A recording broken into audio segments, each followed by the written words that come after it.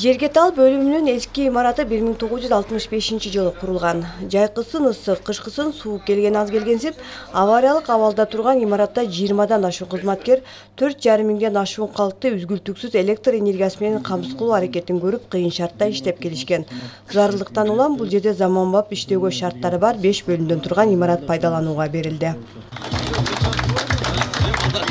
Акыркы жылдары Кыргызстандагы энергетика секторунда болуп жаткан реформанын негизинде мынакей көптөгөн жакшы жетишкендерге жетип атабыз да.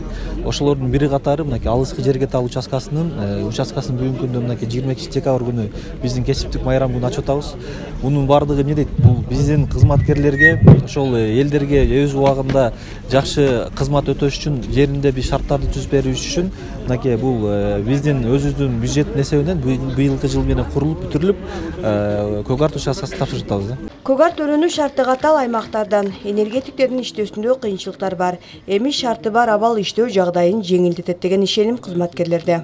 Бул жакта өтө тоолуу район, өтө татаал, жаратылышы да татаал. Себеби кыш оор түшөт. Азыркы учурда биздин линияларыбыздын акыр жагында дээрлик 1 метрден ашык кар бар. Форс-мажор бизде көп болот. Бизге ушул имарат өтө зарыл эле. Азыр бул участкада 21 адам иштейт. Майрам алдындагы жаңы имарат кызматкерлер үчүн чоң белек болду. Быйылкы жетишкендиктер бирок булган эмес. 2023-жылды биз Кыргыз Республикасынын министр кабинетинин номер 220 токтому негизинде жыл бою иш алып бардык.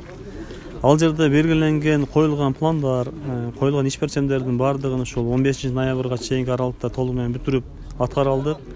Анын эми көзгө урунду болгон жумуштары айта кетсек, чоң көмөкчөрдөнөрүбүздө трансформаторлордун кубаттуулугун арттыра алдык. Мисалы, Сузак районунда, Сузак айылында 25 мегавольт амперди 40 мегавольт ампер көтөрө алдык.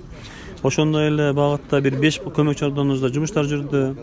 Андан сырткары эле ушул турган Көк Арт аймагыбызда Арис долбоорунун алкагында жалпы 15 трансформатор кошумча койдук.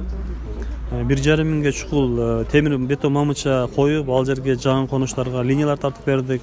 Жалал Абад электр тармактар ишканасы быйылкы жылы 7 имарат курууга жетишкен. Алдыда дагы көйгөй жараткан бөлүмдөрдү жаңылоо пландары бар. Гүлжина Мөндөгө, Чыңгыз Абдыкадыров, Сузак району.